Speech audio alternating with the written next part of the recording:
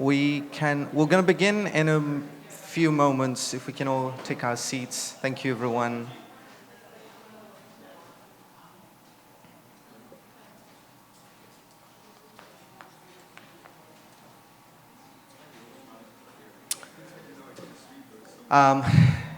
Thank you so much for joining us. Apologies for the delay. We've had some unforeseen circumstances cause a delay among some of our panelists, but we'd like to begin. Thank you so much for joining us. Yan Ravinaka, big Bulavinaka to everyone. That's hello and good morning in Fijian.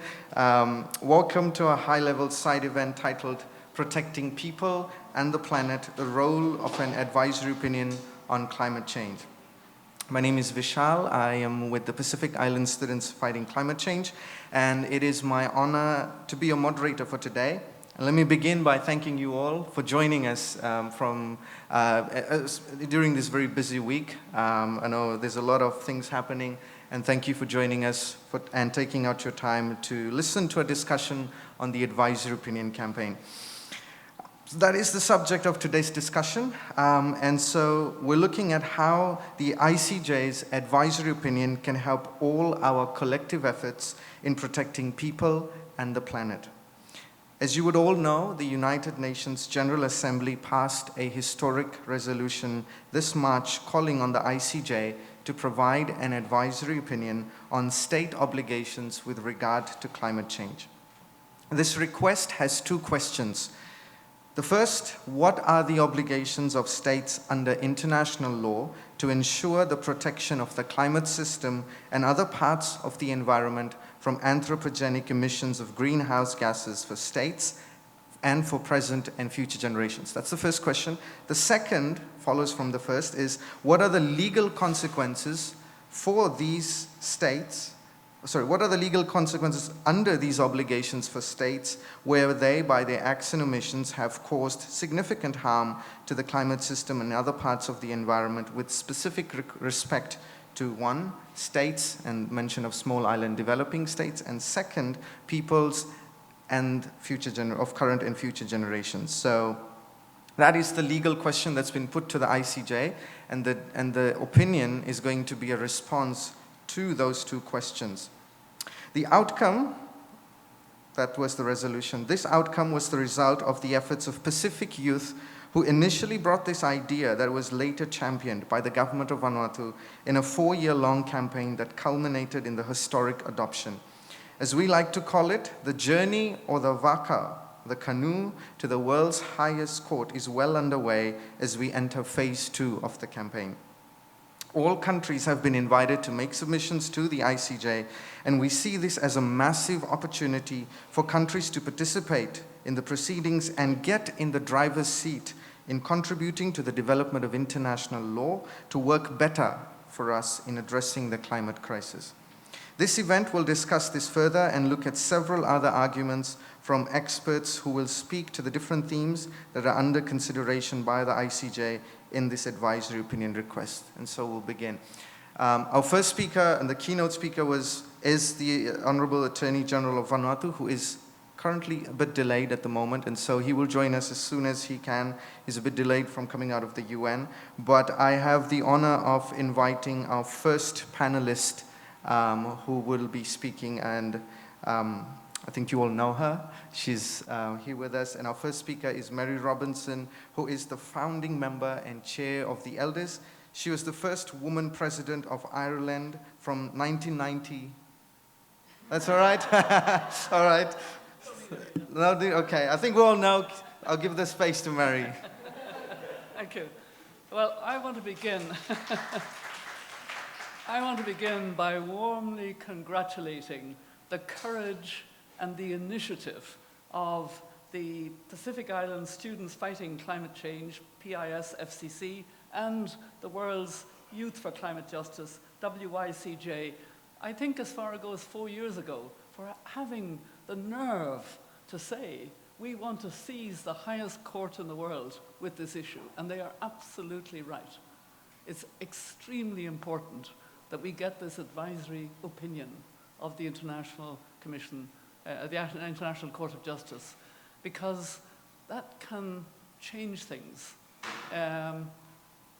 we're not in a good place. I took part in the march here in New York yesterday as chair, or on Sunday as chair of the elders. I could feel the passion of people, the anxiety of young people in particular. Are we going to have a future? We're in a new climate era.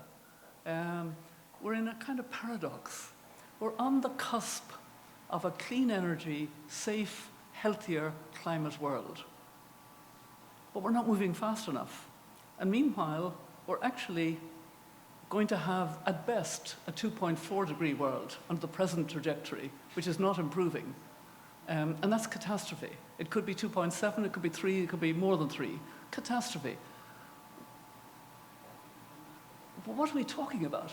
So we need every instrument, every tool, every way of moving. I am delighted that climate litigation has been on the rise. You remember the Agenda case, the Dutch case, that was the breakthrough. There was cases in Ireland, there have been cases in France, there have been cases in Germany. My fellow Robinson in front of me has been litigating. And I'm so delighted that there are 3 cases now, as you probably know, before the European Court of Human Rights. And one of them, which I very much identify, is Swiss grannies. When I spoke at the march on Sunday, I said, I speak to you as chair of the elders, but also as a grandmother. In fact, as an angry granny. And I am an angry granny on behalf of all of you young people, that, things are not moving the way they should be. And it is important. So this advisory opinion, which Vanuatu, to its great credit, and I hope I'll have a chance to say this to the Attorney General when he arrives, has taken on that responsibility, joined by other countries, a core group of 18 countries, I understand, and youth groups and civil society and Amnesty and other groups. And that is really important. What could this advisory opinion do? I think it has to be helped by the submissions. And we really need as many countries as possible. Yes, we need the vulnerable countries to spell out how difficult the situation is, but we also need developed countries to make the right kind of submissions, accepting the responsibility, the common but differentiated responsibility, which has been weakened in recent times, but it's very real. I mean, from a climate justice perspective, the injustice of climate change is, it affects the poorest countries, poorest communities, small island states, indigenous peoples much earlier and much more severely for so long. Now it's affecting the whole world, so we're all waking up. Yesterday, I took part in something that gave me a lot of hope that science is going to help us. I'm now a guardian of planetary boundaries. I think you were at the Guardians meeting. I see you nodding. And this is important because it's a framing that goes beyond climate. It goes beyond climate in an important way. It's holistic. It takes in the 9 planetary boundaries that secure our future. I think, and it actually reminds us that we are part of nature. We are nature. We're not separate from nature. And we have to start with that and move from there. And we're talking a lot about the fact that because we haven't mitigated enough, because we haven't spent enough support for adaptation, we're supposed to double the global adaptation by 2025. There's no real plan for it, and there's no real progress being made at it. We'll see what happens at COP28, but it has slid down the agenda a little bit. There's a case that has just opened last Friday in California, and I'm delighted, because California courts can do things. They can assess the damage caused by the oil companies. They're the defendants. Exxon, but also Total and BP and Shell and other, they're all included. The damage they have done to California, the cost of that damage, and what the litigation wants to do is to have a fund to compensate for that. In other words, loss and damage for California. That will be hugely significant in making the case for loss of and damage globally. We have a decision which was unlikely when we went to Sharm el-Sheikh for COP27, we didn't think that governments would actually step up and agree a fund. They have agreed a fund for loss and damage, but it's an empty bucket at the moment. And they're still arguing about whether at COP28 there will be anything in it except for Scotland and a few other, and philanthropy and a few other small contributions. So litigation is important. Cases make a difference. And I think having an advisory opinion of the ICJ will set a floor. It will look at all kinds of issues. It will look at loss and damage. It will look at climate finance. It will look at the damage. And the better the submissions, the better the advisory opinion will be. And I have no doubt there will be submissions on the wrong side. I gather OPEC has been allowed to make a submission, and I think we know what they're going to say. We need fossil fuel to tackle poverty. I can write it myself, you know. We actually need to be firm about the reality that we're being stupid. Because, as I said at the beginning, we actually are on the cusp of a clean energy world. So we kind of need to make more visible and to connect what everybody's doing, to connect what indigenous peoples have been doing to save the forests, to work in a way that's in harmony with nature, and learn from them that we are also nature, and we have to take that message fully into our policies now going forward. We have to really understand that if we can make visible all the efforts that local communities are making, all the efforts social movements are making, all the efforts indigenous communities are making, as I mentioned, young people, the Fridays for Future and others, we can sort of get the people power that is important. And I see the Attorney General has arrived, so I'm going to stop in a moment, but let me just tell you of my experience when I was the Secretary General's Special Envoy before the Paris Agreement. Just very briefly. Before the Paris Agreement, we had not agreed on 1.5 in the goal for Paris. India was objecting, other countries were hiding behind India and objecting. It was not agreed.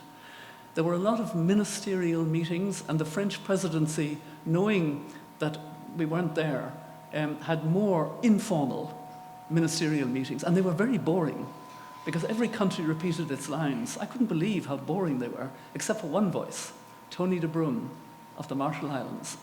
And he kept saying, do you want my country to go under?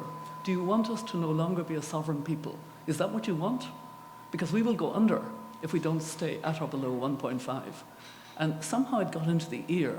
And in the conference, there was a high ambition coalition led by Tony de Bruyn, which the EU joined, and eventually the US joined, etc. And its only goal was to reframe the goal of Paris to include 1.5. And out in the street, we all marched 1.5 to stay alive. I'm sure some of you remember, 1.5 to stay alive.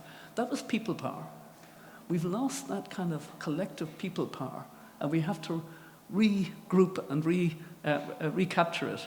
Attorney General, I've already congratulated Vanuatu for the initiative, and even more so, the students that were there before you and that led the way. Youth is so important, but it mustn't be left to be the only leader and unburdened and unsupported in its leadership. It needs the support of other countries. So I hope this Advisory Council opinion will be a very strong opinion that guides future litigation, future measures, and holds the biggest emitters to full account, because that's what's needed. Thank you very much.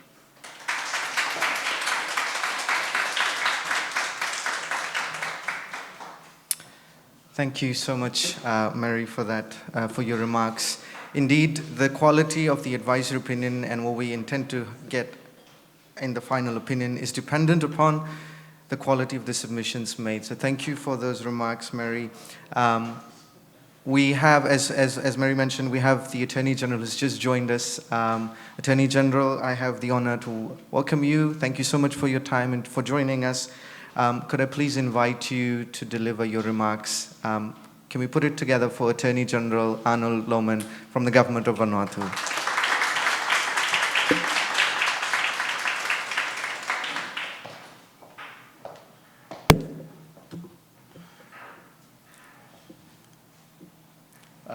Thank you, everyone. Thank you for your patience. I'm trying to find my way around New York. It's quite an experience, but I thank you for your experience, for your patience.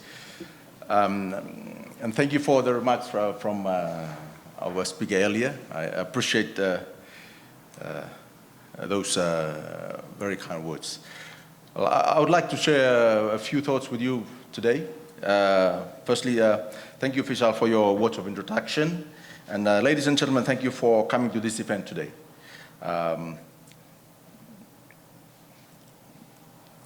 We're here to witness the inspiring work of our Pacific Island youth. And had this group of young students not initiated this and persevered this initiative, we wouldn't be here today. We wouldn't be here today. And for that, we thank you for the youth for taking charge in this initiative. Today I have the honor of sharing some of the key highlights in our journey to the ICJ, and to share with you why this advisory opinion matters and what impact we hope that this advisory opinion will have on the future of climate ambition and actions.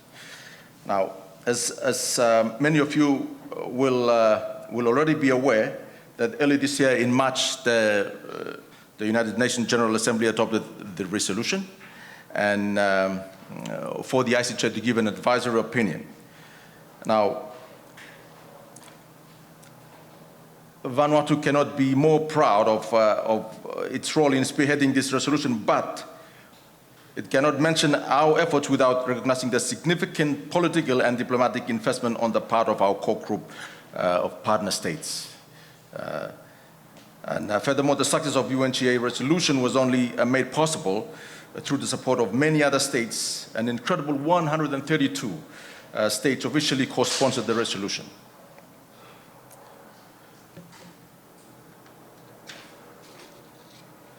Now, as we all know, climate change is an unprecedented challenge of civilizational proportions, and the well-being of present and future generations of humankind depends on our immediate and urgent response to it. Now, despite great efforts to rise the challenge through international negotiations, the political process has so far been unable to deliver concrete solutions. And what will finally motivate states to take the decisions required to prevent an overshoot of 1.5 degrees Celsius? That's the question we all ask. What will take the states to maintain, do not overshoot that 1.5 degrees Celsius? Now, from my perspective, the boundaries of law, domestic and international, are an important motivating factor to prevent bad decisions. Now, it is much more difficult to ignore legal obligations when they are clear and widely understood.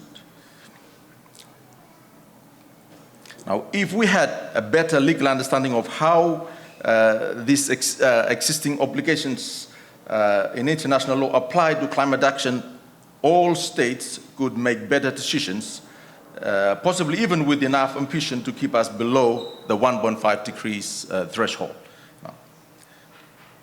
States and international organizations now have the opportunity to participate in the ICJ advisory opinion proceedings.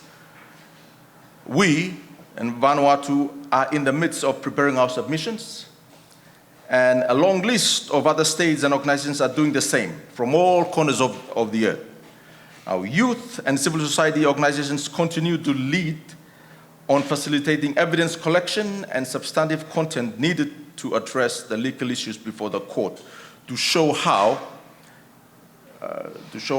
climate change is already impacting on lives and the enjoyment of fundamental human rights, particularly in relation to child and intergenerational rights.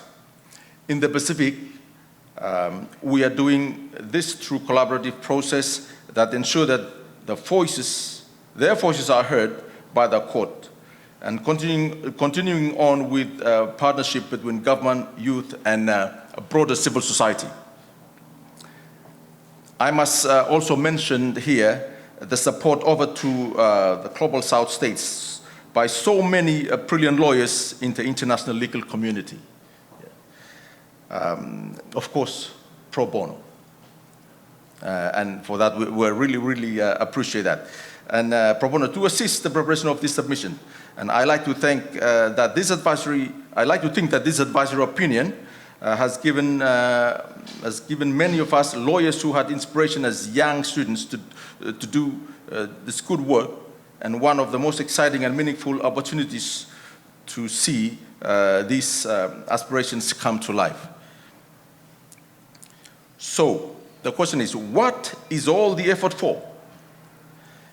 And what do we hope to see as a result of this ICJ process? Well, we hope that this legal action at the world's highest court will spur climate action and strengthen the Paris Agreement.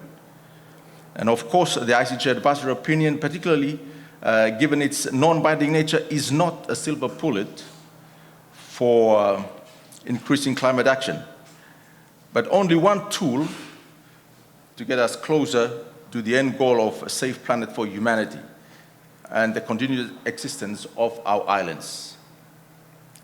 Although the advisory opinion is non-binding, in the sense that it does not take any determination on the action of or non-action of UN member states, the law that is being interpreted is very much binding international law. And the ICJ is the highest court in the world, which makes it quite difficult for other courts to ignore. Yes. After the ICJ hands down its advisory opinion, the obligation of states in relation to climate change will be clear. Now, what constitutes a breach will also be clear, and more importantly, enforceable. Now, what better incentive to enhance climate ambition and participate more constructively in loss and damage negotiations? Now, this will be a leverage we could use when it comes to negotiations. Now, should this fail, there remains the possibility of further litigation in international courts and tribunals. But of course, there is already a significant wave of climate litigation happening in domestic courts around the world. And that civil society is leading the charge on, once again, which this advisory opinion would provide highly authoritative jurisprudence. Now, other forms of international cooperation would also benefit from a strong advisory opinion, including work being done under the Human Rights Council by the UN Special Rapporteur, the International Law Commission, and others, as they all look very closely at what the ICJ says about substance of obligations under international law. We are aware that litigation and these other processes are long and can be drawn out, and we are also aware that the latest Intergovernmental Panel on Climate Change, the IPCC report, shows that time is running out. The latest data shows that we still have a chance to stay below 1.5 threshold if emissions peak in 2025. That is in 2 years' time. So there is still a lot more work to be done. Our government has been advocating further initiatives that are progressing in parallel to the ICJ advisory opinion, but are complementary to it. We are leading the charge and standing in solidarity with our other Pacific Island brothers and sisters on the most ambitious action to date, which will lead to a fossil fuel-free Pacific by 2050. This has been quite a challenge, given some of our larger neighbors continue to subsidize fossil fuels, and a new fossil fuel non-proliferation treaty. We are also seeking to amend the Rome Statute of International Criminal Court to make ecocide an international crime and to hold polluters to account for their destructive actions, which of course national courts cannot do at the moment. So what can you do? These are the pathways for everyone to get involved and support these initiatives. In relation to the ICJ advisory opinion, firstly, every UN member state can make a submission. Can make a submission to the ICJ advisory, on the advisory opinion. That means that whichever country you come from, your government can participate. Except, of course, the few that are non-UN members. But even then, we've even found ways around this in the Pacific. For example, the Melanesian Spearhead Group recently, a sub-regional organization is making a submission on behalf of its members. And now, this includes the Kanak and Socialist National Liberation Front of New Caledonia, which remains a French territory and is therefore not a UN member. So through the MSG, Melanesian Spearhead Group, the Kanaks can be heard in the ICJ in this. The ICJ advisory opinion. Yes. So submissions are not due until 24 January next year. And if your country has not yet committed to making a submission, we urge your leaders to do this, even if it is limited to contributing to a regional or sub-regional submissions. The ICJ court rules do not allow responses to submissions to countries or organizations that have not made a submission in the first round. So we have until January 24 for the first round.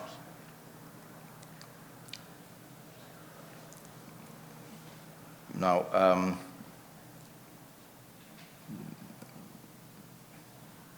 the Organization of Petroleum Exporting Countries, OPEC example, was recently approved by the register to participate. But for those of you in the legal or scientific fields, you can get involved by providing the much needed technical support to the submission process. States need information and evidence of climate issues, impacts and the consequences of international law obligations not being complied with. They need subject matter experts to support this too. And finally, for civil society, as mentioned earlier in our region, civil society has led this initiative right from the very beginning. And you can continue to do so and get involved in the submissions development and help connect the voices of those impacted by climate change to the ICJ testimonies, reports, and public awareness and communication with the wider public about this. And lobbying for the Global South government to make robust submissions are all instrumental to our collective success. And that, ladies and gentlemen, conclude my remarks. But as far as making submissions in this ICJ initiative, we have back home in the capital, we've had NGOs reaching out to us, volunteering to assist with providing information, providing reports that we can use in this. And I've met with a number of them, and I've asked them that wherever their regional offices are around the region, that they talk to them, to these offices, and that their sub-regional offices talk to the government wherever they are. So, yeah, I'm here, standing here, delivering this statement, but back in the capital, we have people coming to us. We have NGOs coming to us and offering to assist. And once again, ladies and gentlemen, thank you for your attention. Thank you.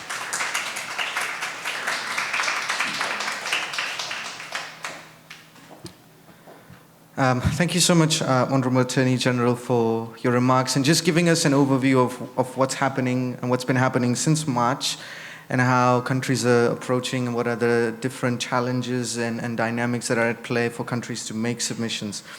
And I think that's helpful for us as background and context. In the interest of time, we'll move ahead to our next speaker, and she is Dr. Maria Antonia Tigre, and she will be speaking to us on the potential of the ICJ advisory opinion in strengthening international law to be better able to respond to the climate crisis. So an academic perspective and looking at the international legal dimension more specifically. And so Dr. Tigre is the Director of Global Climate Change Litigation at the Sabin Center at Columbia University. She has extensive experience in the field and previously served as a senior attorney in the environment program of the Cyrus R. Vance Center for International Justice. During her tenure, she provided pro bono legal services to NGOs worldwide, focusing on issues related to protected areas and the intersection of human rights and the environment. Dr. Tigre, we'll pass it over to you for your initial remarks. Thank you.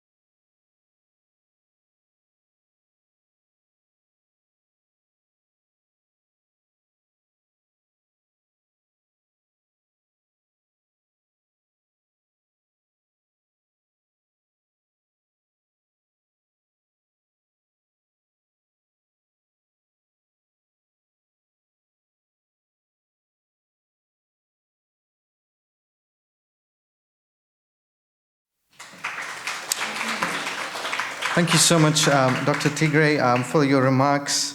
I should mention Dr. Tigray is a very long-time ally of the campaign. She's recently was part of the team that helped in the production of the Youth Climate Justice Handbook, which was a key document in this phase of the campaign in guiding or articulating the youth and civil society demands and asks and the arguments that we want the ICJ to hear and the arguments that the youth want to be presented before the ICJ as potentially being able to be included in state submissions as well.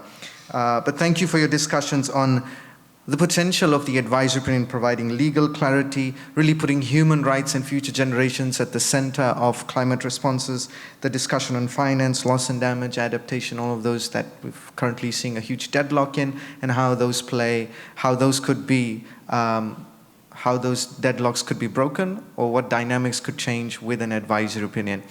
Thank you so much for that. We'll now go to our next speaker, and he is an inspiration to us all in the civil society space. Our next speaker is Harjeet Singh, who is a global expert on the issues of climate impacts, migration, and adaptation. He has supported countries across the world on tackling climate change, coordinating emergency response and disaster resilience programs. He is the head of global political strategy at Climate Action Network International and serves as global engagement director at the Fossil Fuel Non-Proliferation Treaty Initiative. He's a member of the United Nations Technical Expert Group on Comprehensive Risk Management under the Warsaw International Mechanism for Loss and Damage. Harjeet is also has co-founded Satat Sampada, a social enterprise that promotes sustainable environmental solutions such as organic food and farming in India and beyond. He will be speaking from the civil society perspective as a member of the Alliance for a Climate Justice Advisory Opinion on how the ICJ opinion can help break the climate deadlock that we just talked about from a civil society perspective. So please join me in welcoming Harjeet Singh for his intervention.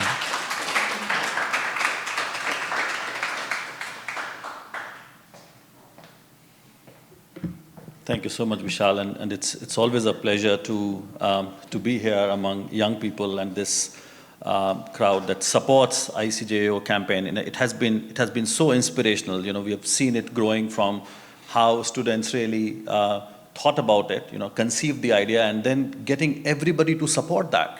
And we were so anxious, you know, how it's going to land, and especially when many countries were still challenging it, and we were like, you know, we have to get it across the line. And as Climate Action Network, as Vishal said, we have been engaging, and our role has been to convene civil society and take the message to different parts of the civil society. And also as Fossil Fuel Treaty campaign, we supported the idea because, as Honorable Attorney General was saying, that it speaks to the very heart of what we want to see here. So it has been truly a pleasure.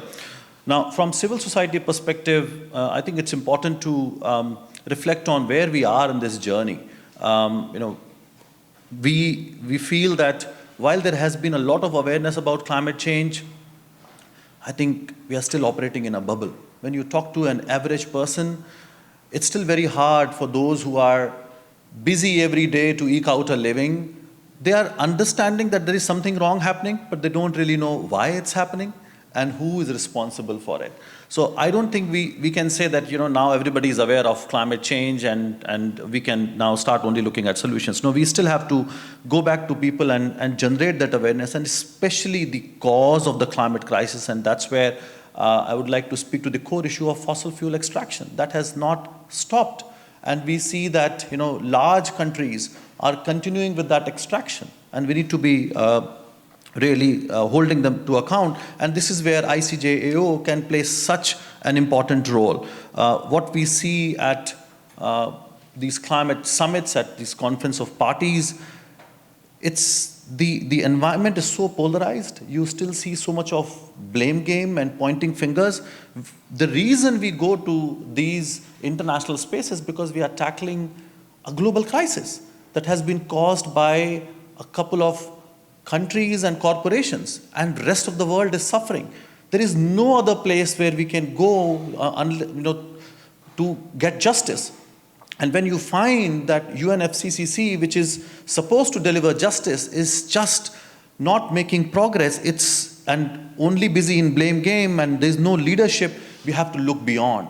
We have to look for further guidance. We need to look for inspiration and hope so that we can, look at the whole issue in a far more positive and constructive manner, because we know we have the solutions, we have the resources, but there is something that is holding us back. And rich countries, and as I said, who are responsible for the climate crisis that we are facing right now, they're not doing their part. And in fact, there's a recent report which says US, Canada, UK, Australia, and Norway are now responsible for more than half of the planned oil and gas expansion globally. Just imagine, when you go to these COPs, they all talk about we need to do a lot more, and now they are saying, yes, because of the pressure coming from civil society and vulnerable countries, they're saying, yes, we should be phasing out of fossil fuels. On one hand, you say you are going to phase out of fossil fuels. On the other hand, you are the ones responsible for massive expansion, and that's going to go through 2050. And then they say they are going to achieve net zero or carbon neutrality by 2050. Is that a joke? When people are suffering, people are dying, they're losing their homes, and that's what we need to really call out. And we need to question the morality and the audacity with which they speak and they pay lip service. So the opinion which is going to take us to that level and clarify the obligations of countries, I think that is going to be extremely important. Because when we look at the real issues of developing countries, they're facing those economic barriers. They face that social inequality, and unless they get the kind of support that is needed, they will not be able to implement the transition that is needed. So from civil society perspective, we see that as such an important process that can really tie a lot of things that are happening right now and send a very powerful message, a unified message coming from ICJ that this is what is needed and these are the obligations of governments, corporations, and people from different walks of life. And that legal clarity can really strengthen our hands, and that's what we need as civil society. And we also take the responsibility then to turn that advisory opinion into a public opinion. And that's the role we are going to play, so that we can tell the world that how fossil fuel industry has caused the problem in the first place. They continue to expand, they continue to look at their profits over people, and how there are solutions available for renewables, and how urgently we need to address climate impacts. As you talked about, Attorney General, that we need to be looking at the issue of loss and damage. Maria talked about. So things that are stuck at UNFCCC, we need pressure from the outside to break that deadlock and really build that international consensus. And all of us would like to see a spirit of cooperation. And that's why this opinion is not taking an antagonistic view of things, but it's important to clarify, who has to play what role. And that's where we all need to come together and use that information, that opinion, to engage with governments and civil society. And as Mary Robinson very rightly said, it's about people power. And that's where we can definitely play that role and hold countries to account, and of course the corporations who are continuing to look at their profits. So we hope that this opinion, and that's where our role of what kind of submissions go and how we can be so specific in terms of telling where the problem is coming from and what needs to happen, and also, more importantly, how we need to make that transition in a just and equitable manner. And in the end, as Maria was also saying, and give us some hope, we are living in a very doom and gloom scenario, and it's hard to keep up. We know disasters are all around us. So we need a new source of hope for us to say that, yes, the world is together now, and we can fight climate change together. Thank you very much.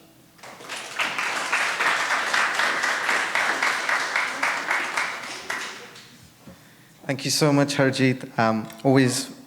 Always very good to listen to you and hear your thoughts and inspirations and insights really on how things have been at the UNFCCC, at COPs and all these large summits that we've been going in and out of, and what's been happening, and how civil society thinks that the advisory opinion can help drive climate action and climate ambition. We'll now move on to our final speaker for today before we go into our Q&As.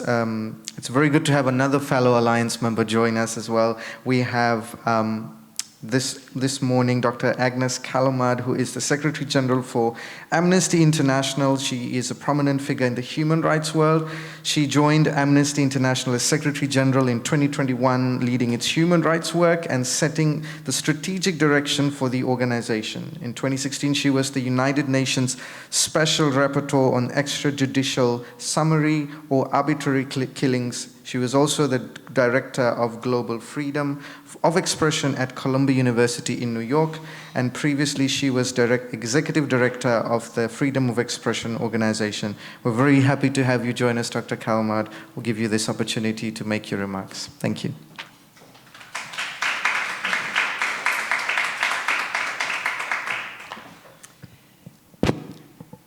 Good morning. It's a pleasure to be here. An honor, in fact. So I thought I'll begin with an anecdote. It's a personal one, so forgive me, but I gave an interview in July, a difficult interview, in fact. The journalist started criticizing Amnesty, saying, "You're losing your way. You know, what are you doing working on climate change? What does this have to do with human rights? What does this have to do with prisoners, torture, arbitrary killings? And what does human rights have to do with climate?" he asked. I thought it was rather rhetorical because he was asking me the question in the midst of July 2023. So if you recall what was happening then, we were either the witness or the victims, or maybe the perpetrators of extreme heat, flooding, drought, hurricane, cyclones, you name them, resulted in loss of homes, livelihood, life, of course, and so on and so forth. So I looked at him and I said, "Everything," I replied. "Climate justice and human rights are so intertwined that they have melted onto one another."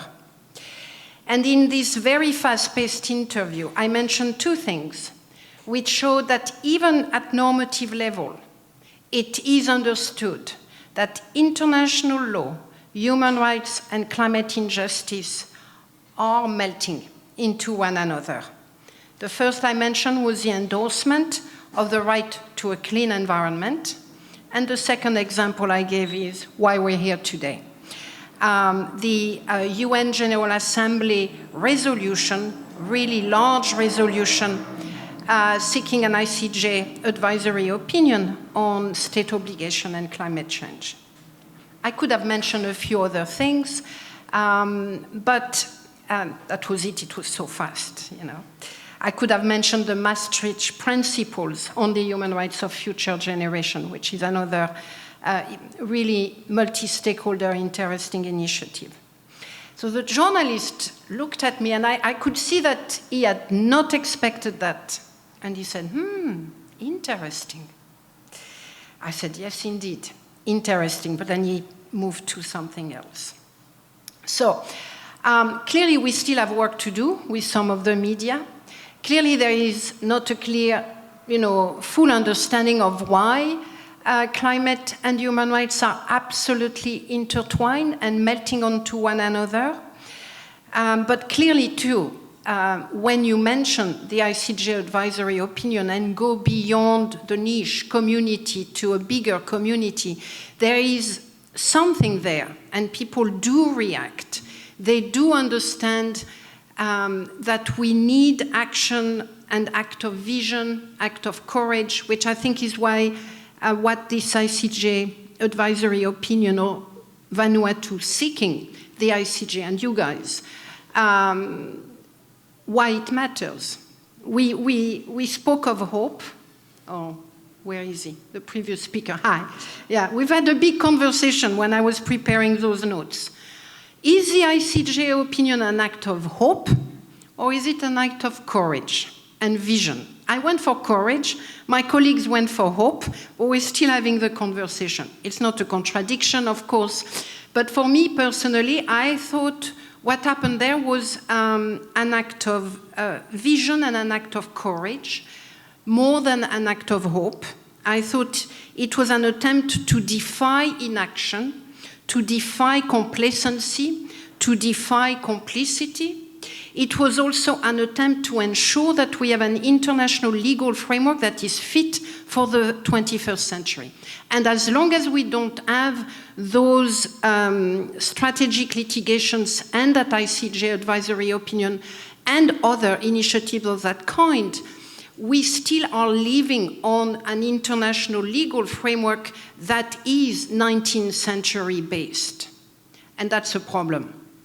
It's a problem for climate justice, it's a problem for a range of other things, but it is a problem. So it's really super important that we are pushing the institutions that are responsible for framing international law and evolving international law, that we are pushing them into the 21st century, reluctantly, I should say, because anyone who has worked with international lawyers know how reluctant they are to move into any new things, not all of them, but many, and certainly the institutions. So that advisory opinion demanding it is an act of vision for a future-focused governance, norms, legal system.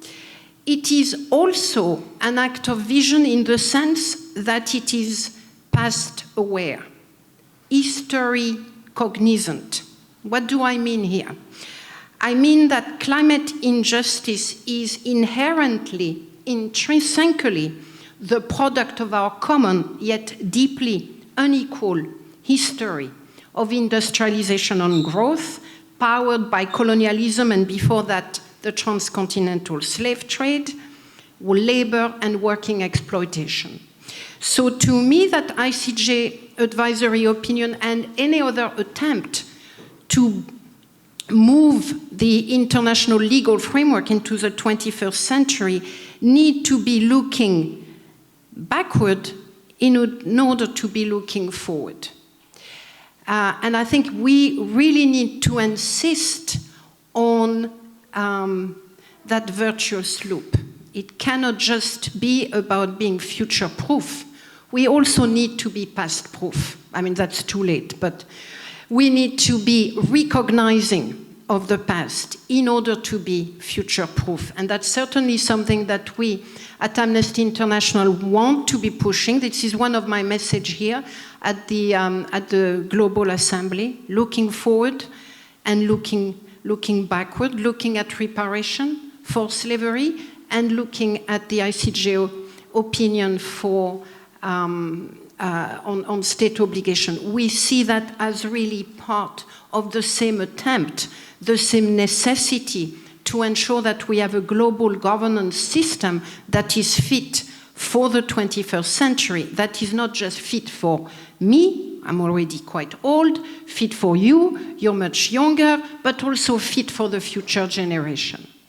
And it means recognizing and respecting that present children, youth, who occupy a closer position to future generation than me, that they must be present, they must be heard, they must participate. So that's another fundamental and beautiful dimension of that initiative, the partnership with the youth. Of course, they need no invitation, let it be clear. I think we've seen that over and over again. They are all over the place. They occupy the public space. They occupy the front line. They are being harmed, in fact. They are being imprisoned for their role. They are striking. They really are trying to make that move from an advisory opinion to a public opinion. So they don't need no invitation, but they need certainly our protection if we can. And they need to ensure that the legal framework is going to support them and not stop them, not silence them, not imprison them, as we are seeing too much of it at the moment. Our obligations to future generations requires us to push the frontiers. It requires of organizations like Amnesty International to challenge ourselves and to be side by side and to stand by those who are taking so many risks, so many more risks than we do, and those who are really demonstrating that there are ways of fighting for climate injustice and ensuring the recognition of rights fully and completely. I will just end with maybe one word, one reflection. I think, in fact, Marie said something that was funny, but also very telling. She mentioned, she said that she was an angry granny. I thought it was so revealing, because for me, who has been doing this work for human rights work, not climate change work, for decades, I don't think I've ever been in an environment where I feel so angry and where people around me feel so angry. Anger is everywhere. Why? Not because we feel powerless or hopeless, I don't, but because I'm freaking angry of the inaction, freaking angry of those lying to us all the time, pretending, freaking angry to see our governments, going to bed with Saudi Arabia and UAE and other fossil fuel industry, pretending that the only way forward is through innovation. Freaking angry that nobody is daring to challenge the notion of growth and greed that goes with it. Freaking angry that they are selling us those lies and saying, oh no, there is a different way, don't worry, we'll manage it. That level of anger, and I'm very calm, is everywhere. And I'm sure you feel it, you've known it, you experience it. And the question, I mean not the question, but the fear, is that we're going to act increasingly much more on our anger. And I think the advisory opinion is a way of channeling. And we need to find ways of stepping back from the anger, making it cold, making it well thought out, making it strategic, making it harmful, not in a violent way, but, we need to think of how we're going to translate our anger into something that is going to deliver change in the most effective, peaceful way. That's why, by the way, Amnesty International is now endorsing civil disobedience, our way forward. But I think it's important. It's important that certainly we organizations like Amnesty International and others who are privileged, that we create those avenues where we can channel the anger into something concrete, something that is visionary, something that could be effective. So I want to really thank Vanuatu and all of you for having allowed us to translate our anger, deep-seated anger, into something that we think can change the world, can change international law, can change governance. It's going to take far more to change the mindset of our political leaders, elected, some of them. So there is here a question. To translate that advisory opinion into a very strong public opinion, I think we're going to see that happening. But to translate that advisory opinion into changing the behaviors of those in power, those with the privilege and the means, historically and presently, that's the next objective. That's what we need to do. Because no more lies. Enough with the lies. Thank you.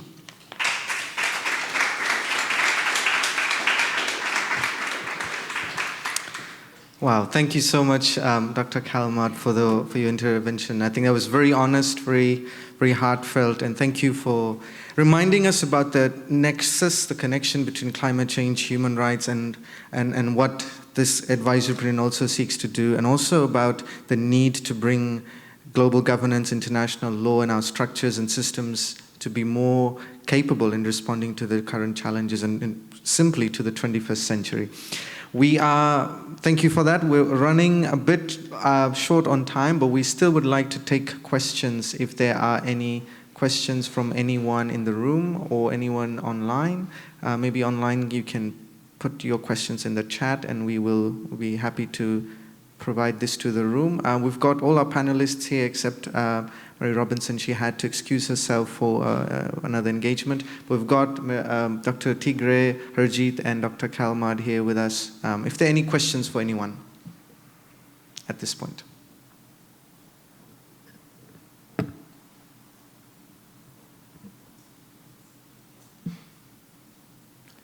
Very quiet room. Okay, yes. Sure, thank you. Nikki Reich with the Center for International Environmental Law. Thanks so much for organizing this event and for all of the work that's gone into the momentum behind the resolution for the advisory opinion request and all of the thinking that's going into this historic year for the evolution of international law. I wondered if any of the panelists wanted to comment on what we're seeing come out of the ITLOS process right now. So the International Tribunal for the Law of the Sea is holding hearings this week on a request for an advisory opinion regarding the responsibilities of states to address greenhouse gas emissions as pollution of the marine environment. And we've seen a number of states assert arguments suggesting that the answer to that question should stop with the Paris Agreement or the UNFCCC, as if those instruments sufficiently define the scope of state obligations. And so this is something we are very concerned about, that the answer, certainly from the ICJ, needs to be rooted in multiple sources of law to suggest that the obligations of states to act on climate come from human rights law, come from other sources of international environmental law and general principles. But I would love to hear any reflections on either, if people are following it, specific arguments we've heard that we need to be pushing back on in a concerted way or watching out for, as this hearing represents a litmus test for what is to come before the Inter-American Court and the ICJ. And the stronger we can be together in clarifying what the law really demands and how insufficient Paris is, I think the stronger we can be in using this process to advance climate justice. Thank you. Thank you for that question. I'll pass it to our panelists if anyone would like to take this first. Attorney General. Yes, I'll make a comment on that. You know, if you look at the question that is put before the ICJ, the question is on protection of climate system and other parts of the environment. And then in relation to, and it also asks the ICJ to look at the Paris Agreement, UNFCCC, and a whole list of other sources of international law. Yes. Whereas the question that is put before the ITLOS is sort of restricted to UNCLOS, yes, and so while it's restricted to UNCLOS, we can see that as UNCLOS and the marine environment, we can see that as coming under the other parts of the environment in the question that is put before the ICJ.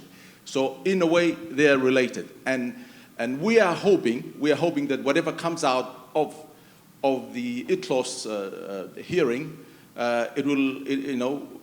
we're hoping that the ITLOS advisory opinion will come out. Of course, it'll come out before the ICJ advisory opinions. And so we're hoping that if ITLOS says something on protection of climate and the marine environment, the ICJ will feel obliged to say something about it. Yes. And the way you put it is quite correct. It's sort of a litmus test, So we're hoping that, in a way, the decision of ITLOS will complement the decision of both ITLOS and ICJ will be complementary. And of course, we're also looking at the American court. Yes. So that's all I can say on that. Thank you. Yeah, thanks, Honorable Attorney General. We'll pass it to Harjeet as well, and maybe Dr. Tigre, if you'd like. Harjeet, if you can come to the front this way. Yeah, thanks. Thank you very much, Nikki, for that question. I haven't been able to follow it closely, but I also heard that many developing countries were also challenging that. And I think that's where we need to step back and understand what's going on. Who are they defending? Are they defending themselves as states, or are they defending the development model which has caused the problem in the first place, or are they defending corporations, or both, right? And this is where we as civil society have to play, again, a very important role to define what kind of world we really want. Because if we leave it to governments who just want to continue to pollute, and they want to give a cover to corporations so that they can continue to make profits at the expense of this planet and people, we are already living in a disastrous world, and it's only going to get worse. So I think for us, and I remember the initial conversations when people were questioning, so what really ICJ can achieve? We said we need all hands on deck. We need to be using all kinds of tools possible to achieve what we need to achieve in terms of climate action. And now things go way beyond climate action. It's about protecting people and the planet. It's about a new world, a new development model. That's what we need to be talking about. We can't just leave it to governments. And that's where any such mechanism that is available to us, and of course creating new such measures to hold them to account and to also expose them what their stands are. And that's where we also take it beyond UNFCCC, where for various reasons, it's still between developed and developing countries. We also know that, I talk about my own country, India, which is blindly following the same Western model of development that has caused the problem in the first place. So we cannot, when we go to the UNFC space, we are not defending the governments. Even when we take, or we seem to be taking sides of developing countries. No, we are protecting people. In those developing countries, we are protecting their interest. But the development model is the same everywhere. And that has been pushed down their throat as well. So we need to be stepping back and challenge that narrative. And we will need to redefine what kind of world we are aiming to see. Thanks, Sarojit. We've also got Dr. Tigre online. I think she'd like to add some thoughts to this as well. Thank you. The speakers already made incredible remarks. But just to add that I think there's something interesting about sort of the politics of this as well, the competition and between these courts, and how obviously the advisory opinions will come in at different times, and see how we can leverage that as well. Because like some of them are more traditional than others, obviously, and in some way it may be harder to push the needle as far as we need it to be. But I think there's also sort of the, maybe not the pride, but sort of that perspective of the judges actually wanting to do something meaningful. And obviously everyone is talking about this advisory opinion all over the news all the time. So there is that aspect that can be leveraged a little bit, and actually maybe they don't want to go down in history, like neither of these courts want to go down in history as not doing enough to change that current model that we're in. So I think there's some hope as well in that. Thanks. Thanks, Dr. Tigre. Are there any other questions from the room? Mohammed, yes, we'll just get your mic. Sorry.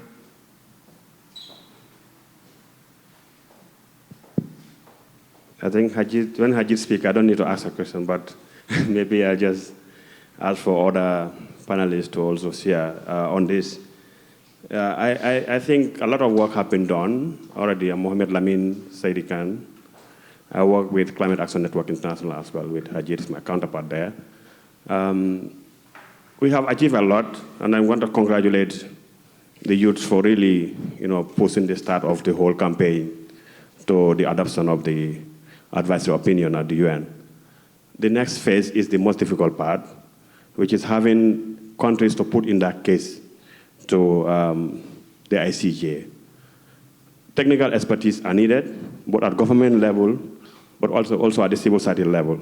I want to just maybe hear from the panelists mechanisms and processes that are in place in terms of supporting countries and civil society to come up with submissions so that we can create a momentum of engagement and processes of putting these cases out there.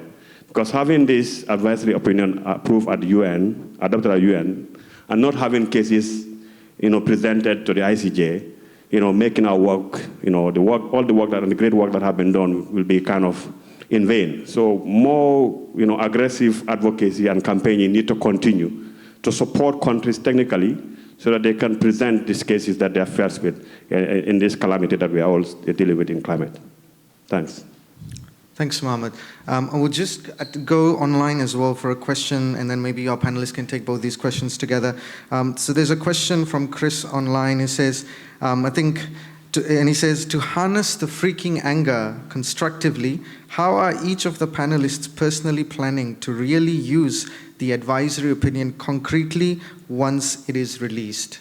So essentially, I'll look back at all the different perspectives as well that was given. So I'll pass it to our panelists for comments on those two questions maybe, and then we can wrap up our session. Attorney General, did you want to start first? Right. I'll say something about the question that came from the gentleman at the back. Yes. Sorry. All right. Okay. Thank you. Yes. After the resolution was submitted to the ICJ, of course, we recognize the need of states having access to legal assistance. And so, as far as we are concerned, Vanuatu, we have already organized the first right shop, Pacific right shop in Fiji, that brought together all the countries around the region.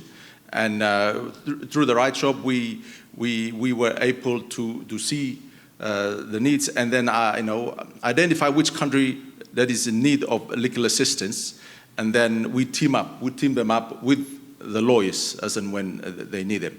And we also have a list of lawyers, and some very incredible lawyers, just coming out to do pro bono work. And yes. And so the first right shop, Pacific right shop, was conducted in Fiji in July, and there's going to be a follow-up right shop to it. We are also in discussion for the Asian right shop, and so that is in discussion, and also a right shop for the Oasis. So it could be either in Africa or the Caribbean. So yes, in terms of moving forward with helping countries to make submissions in the ICJ, yes, we are organizing right shops, and of course, if you realize, just flew into New York from Hamburg, the ITLOS hearing. Of course, when we go there, we need to coordinate. All the legal teams, they need to coordinate how the case will be presented in court. And so, yes, there's a lot of work. There are incredible people behind the scenes working, doing the coordination, doing the organization, getting the logistics in place for the right shop and to really to help the countries on how to prepare their submissions. Thank you.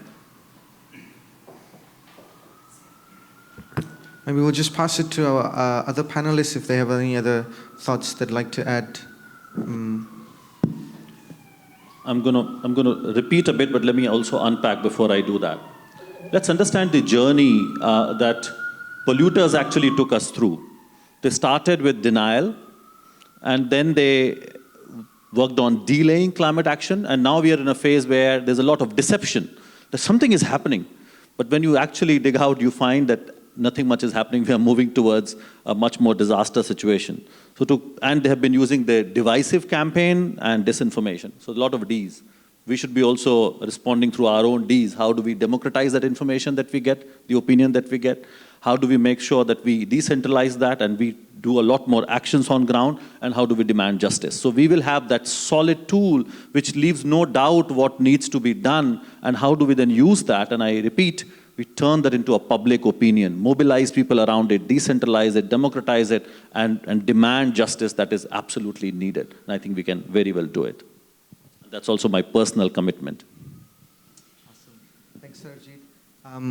Dr. Kaumad, would you have any comments that you'd like to add? And then we'll maybe go on to Dr. Tigre for her final thoughts as well.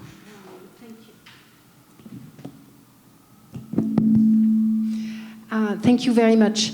I think what you've just said about entering the phase of deception is absolutely matching my own analysis of the lies and the attempt to rewrite history and what needs to be done. And wherever I go, I hear about innovation as if it's going to be the new, the new way of protecting us against climate injustice. I don't know what they think we're going to discover that will protect the island from going underneath the flow of water, but they seem to have some big plans. So I think we really need to work on attacking the deception and naming it when we see it and calling on their subterfuge, as we say in French. I don't know if it's an English word.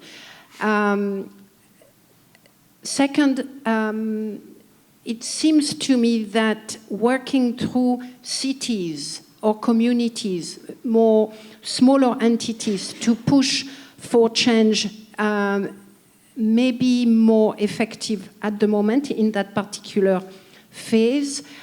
For some reasons, governments, so at state level, federal level, they are not hearing us.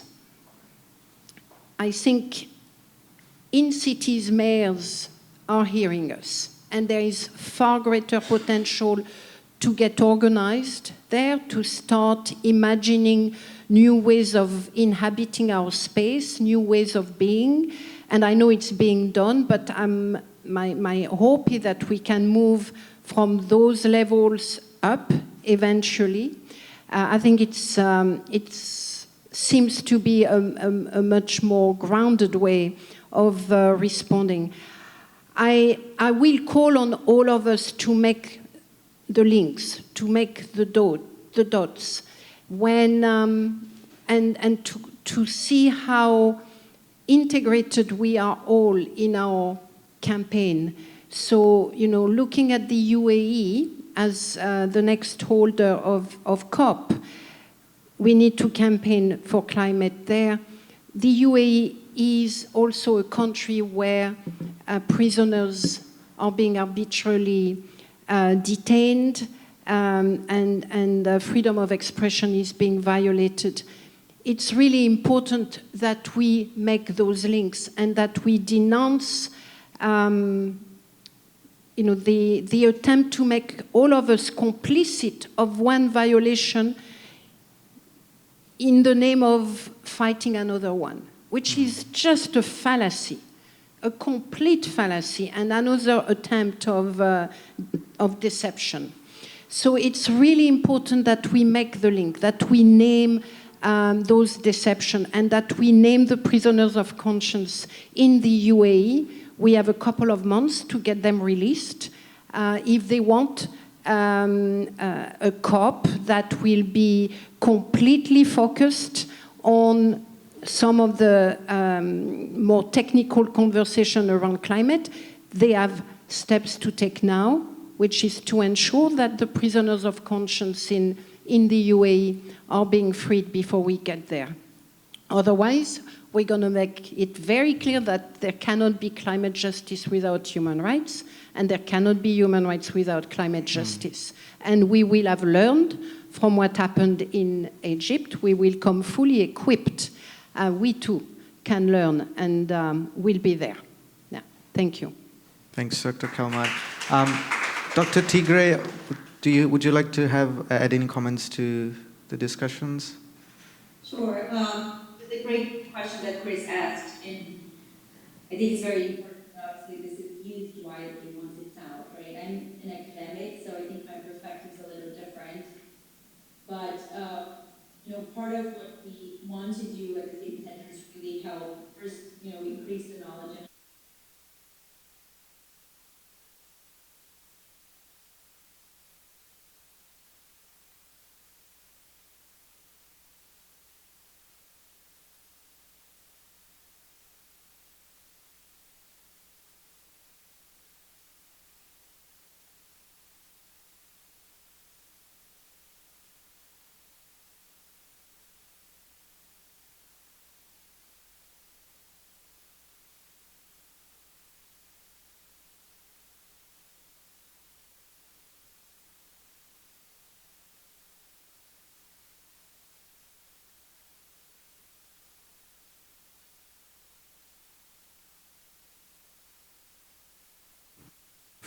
Thanks, Dr. Tigray. I think that rounds up our session on Q&As, and also I think we're a bit out of time as well. But thank you so much for your questions and for participating. Can we please give a big round of applause to our panelists? They've been amazing this morning. And we value all your insights. Thank you so much for taking the time out and for supporting this campaign. We'll have some time afterwards. You can speak with all of them, hopefully, and if you have any questions, please feel free to reach out to us. We'll be happy to speak with you all. Thank you so much. Have a wonderful day ahead.